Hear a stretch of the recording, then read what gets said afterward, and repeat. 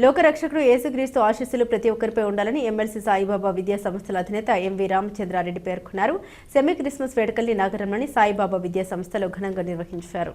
ఈ రోజు ఉదయం పాఠశాల ప్రాంగణంలో నిర్వహించిన వేడుకల్లో విద్యార్థులు చేసిన సాంస్కృతిక కార్యక్రమాలు అందరినీ ఆకట్టుకున్నాయి. ఈ సందర్భంగా చిన్నారుల నడుమ పాఠశాల ప్రిన్సిపల్ డైరెక్టర్లు క్రిస్మస్ కేక్ కట్ చేసి చిన్నారులకు పంచిపెట్టారు.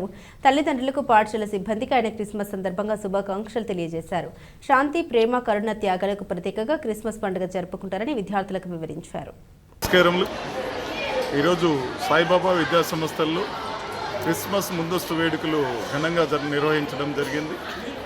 ఈ ముందుగా క్రిస్మస్ శుభాకాంక్షలు అందరికీ కూడా తెలియజేస్తున్నాము.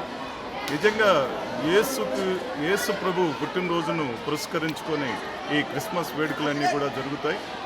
యేసు ప్రభు ఏం చెప్తున్నాడంటే ప్రేమ, కరుణ, దయ ఇవన్నీ కూడా ప్రతి మనిషి పుణికిపుచ్చుకొని సమాజంలో ముందుకు పోవాలని యేసు ప్రభు తెలియజేస్తున్నాడు.